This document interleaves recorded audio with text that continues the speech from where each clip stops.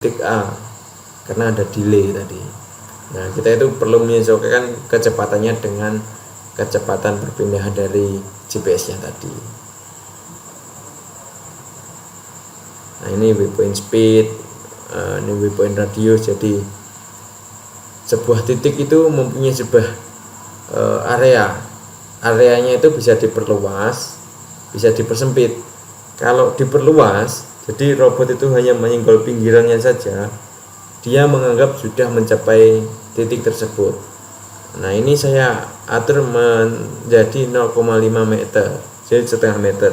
Jadi dari titik ini harus ada area 0,5 meter jari-jarinya, baru dia kedetek sudah mencapai waypoint tersebut, baru mencapai waypoint selanjutnya.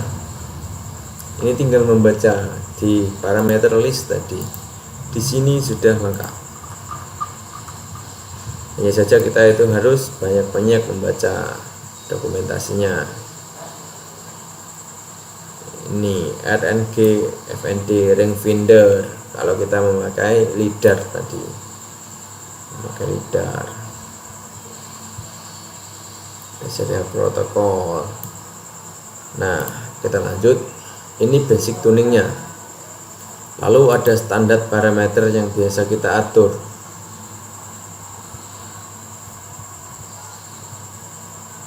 Ada arming check. Biasanya itu kalau di sebuah drone yang terbang atau robot terbang, itu kita harus memastikan semuanya berjalan. Contoh, GPS-nya itu harus lock dulu, yaitu GPS-nya itu sesuai dengan posisi kita sebenarnya. Lalu kompasnya harus benar dulu, baterai levelnya harus tinggi dan sebagainya.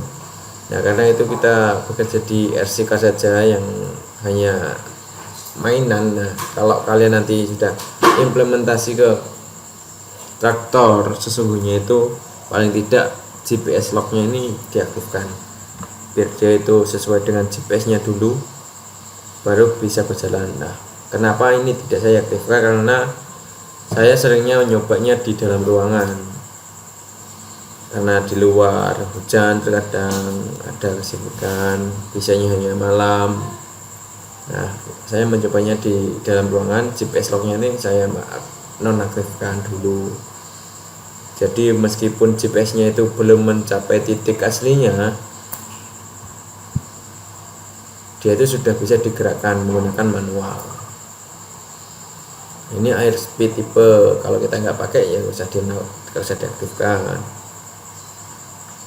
Dan ini tadi pitch control again maksimum. Tadi ini ada di basic tuning tadi. Kalau di sini nggak paham nggak apa-apa, dilanjutkan aja.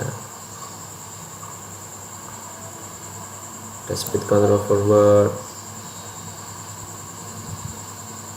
ada auto mode trigger pin. Jadi di pin berapa ya waktu di trigger dia itu menuju auto langsung. Tapi biasanya nggak pakai ini sih. Biasanya itu kita pakai channel mode underscore channel. Ini ada battery monitoring tadi yang saya sebutkan. Ada battery monitoring karena kita nggak menggunakan power module, karena nggak punya alias mahal, dan ada yang lebih murah UPack tadi, kita pakai yang seadanya. Ini di disable. Jadi ini tuh opsional. Kalau kalian mempunyai hardware-nya, boleh di-enablekan, boleh diaktifkan. Ini ada kamera feedback pin. Jadi di RC-nya bisa dipasangin kamera action cam. Nanti dia bisa men-trigger untuk record ataupun capture.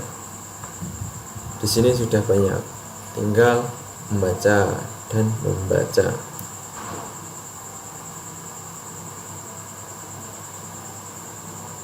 Ada logging, kita mencatat apa saja yang terjadi. Itu bisa dinonaktifkan kalau mau nggak pakai.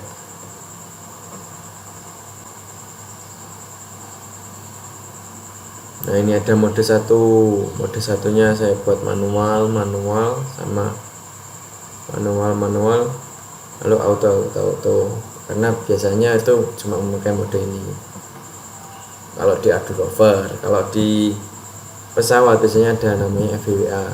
Nah, nanti bisa dipelajari sendiri karena kita fokusnya pada autonomous car dulu.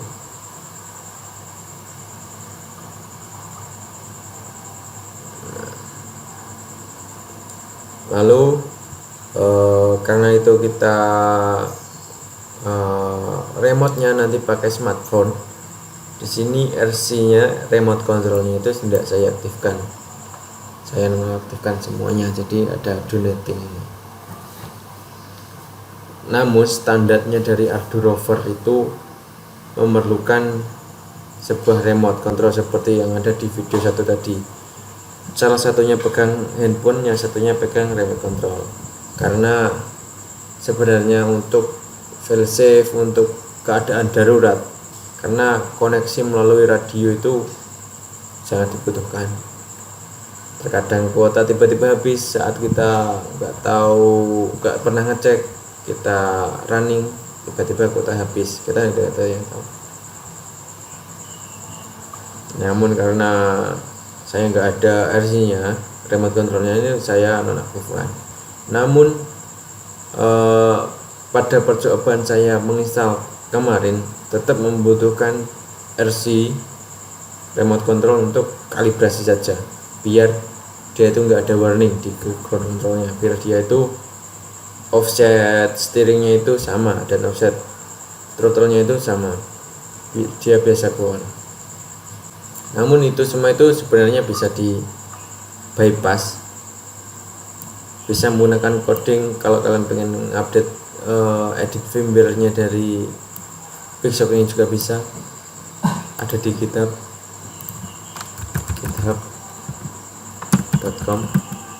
Ardour Pilot.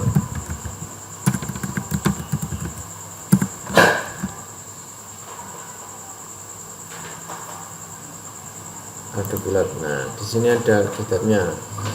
Terakhir kali saya berhasil install, berhasil ngoprek firmware-nya itu memakai Ubuntu, Linux Ubuntu 16. Kalau memakai Windows itu susah, nggak menemu. Compilernya itu susah installnya. Ini bisa diedit di sini dan bisa juga melalui ini full parameter list, bisa juga.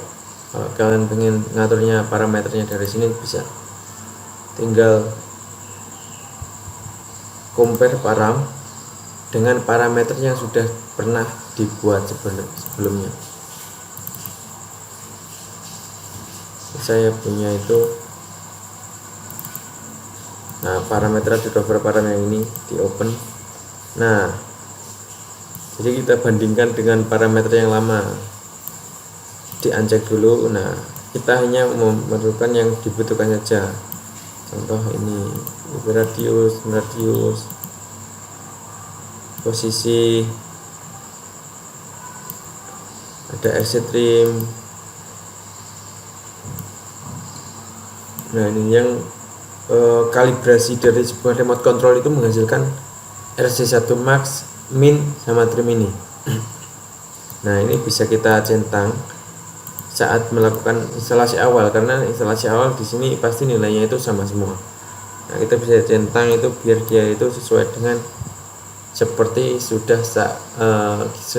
sudah kita kalibrasi menggunakan remote. Bisa pakai cara itu. Nah ini ada mode-mode yang parameter-parameter yang biasa kita atur. Kalau saya sih pakainya full parameter tree ini. Bisa lihat kalau kita pengen ngatur bagian serial. Nah, di sini ada muncul serial pas 1, pas 2, pasimo. Nah, ganti-ganti. Di sini ada mode channel 7. Di sini ada tentang board. Nah ini ada board safety max, safety enable ini karena bawaan aslinya dari Pixoq ini ada safety switch. Nah sebelum dipencet itu dia itu nggak bakal jalan, bawaannya itu seperti itu. Nah karena saya nggak pengen ribet, saya disable sini. Nah seperti itu. Ini connect melalui USB. Coba kita connect melalui internet, melalui IP dulu.